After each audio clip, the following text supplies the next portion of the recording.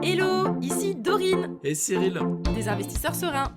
après plusieurs années de travail en tant qu'ingénieur, nous nous sommes lancés en investissement immobilier. Après 5 années d'acquisition, nous étions devenus libres financièrement. Dans ce podcast, nous vous partageons les stratégies et les bonnes pratiques pour développer votre intelligence financière. Dans le but non seulement d'être plus riche sur le papier, mais avant tout pour devenir plus libre et plus heureux. Alors, ouvrez grand vos oreilles et préparez-vous à atteindre vos objectifs. Le déclic qui fait mal pour se lancer dans l'investissement. Hello les investisseurs sereins, j'espère que vous allez bien.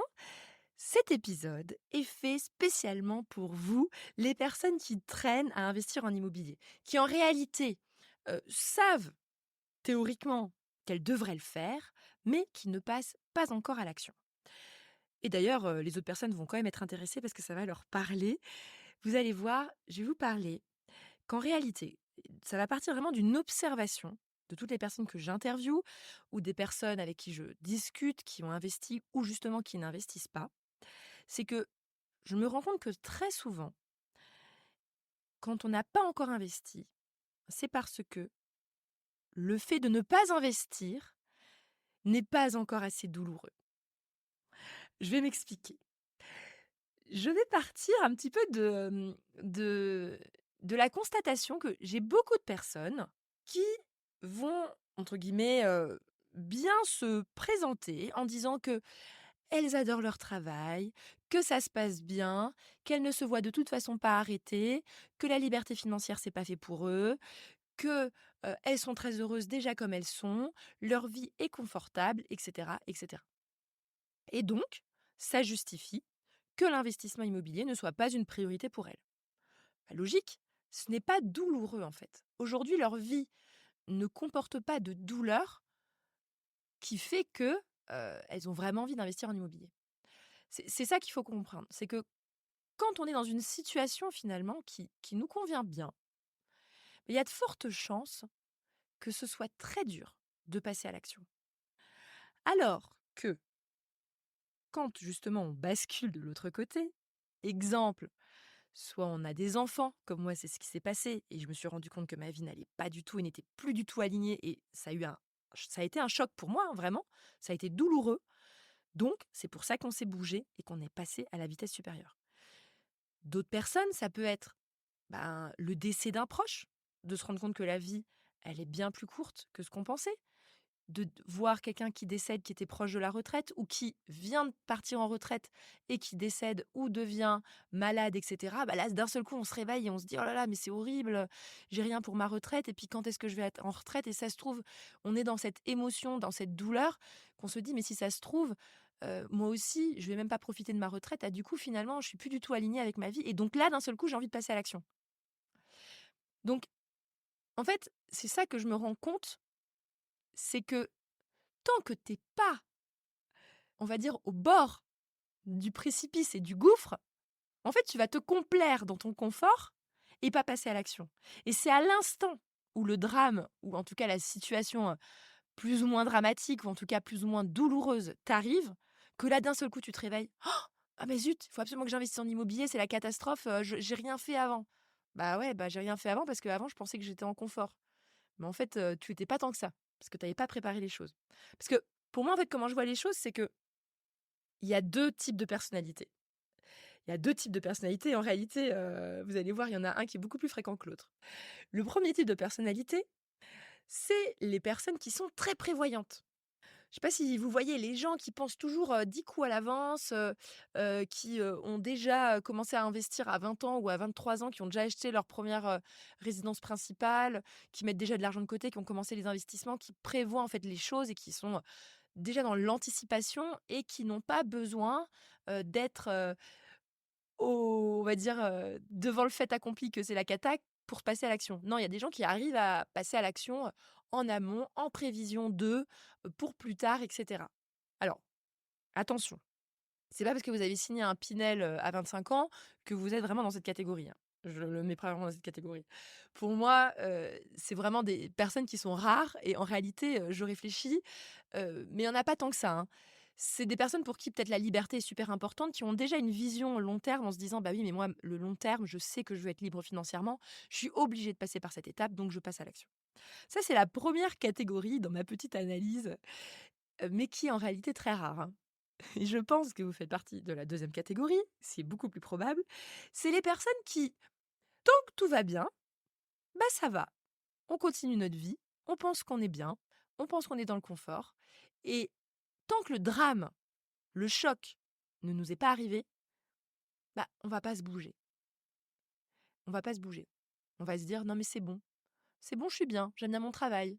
Non mais ça va, je gagne bien ma vie, je suis confortable».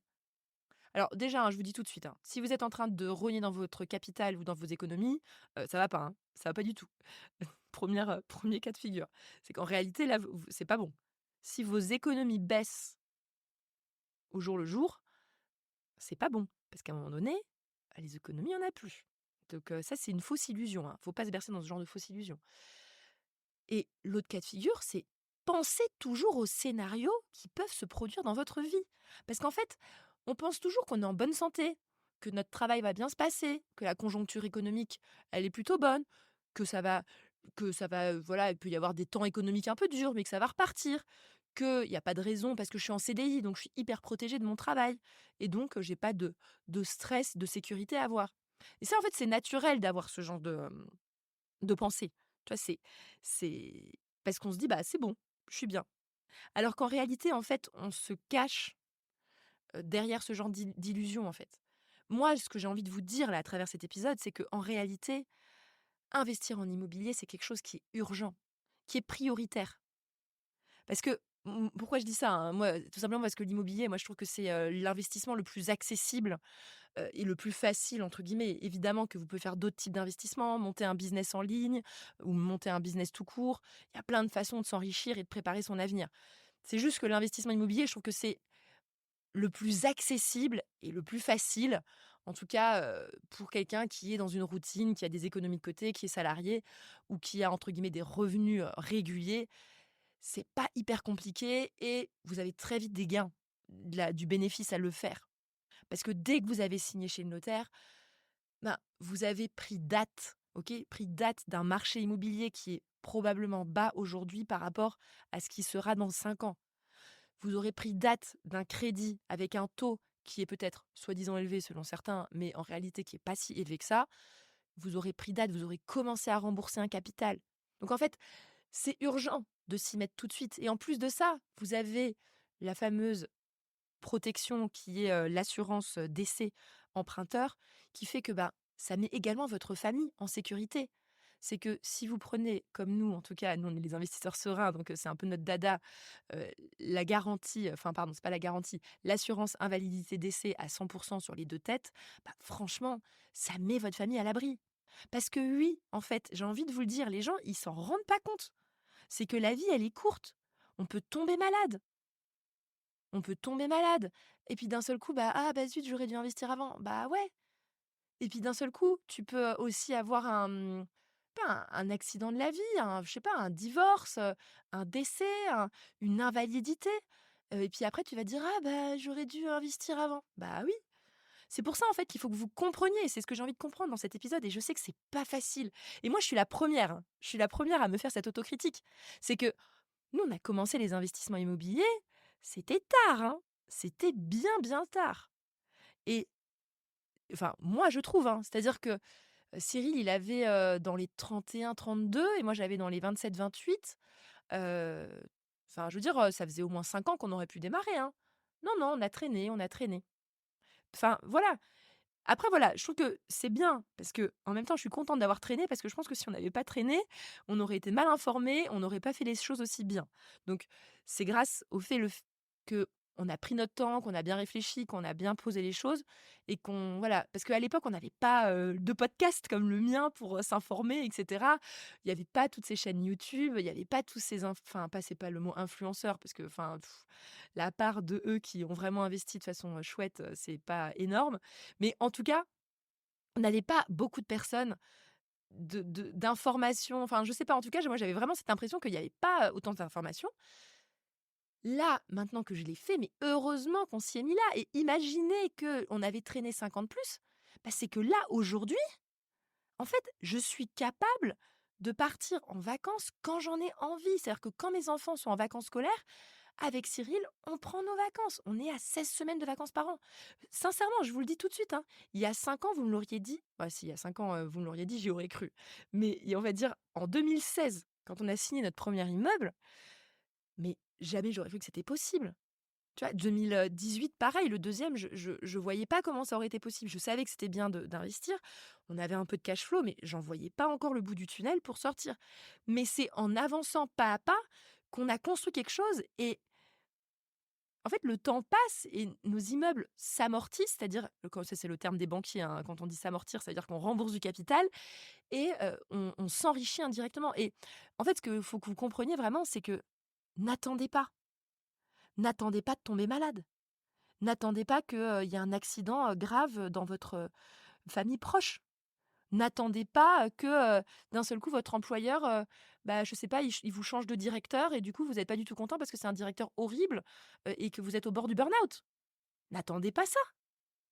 Pourquoi vous attendez, en fait, le drame qui vous arrive pour enfin vous bouger et vous dire: «Ah bah tiens, faudrait que je m'occupe de mon argent».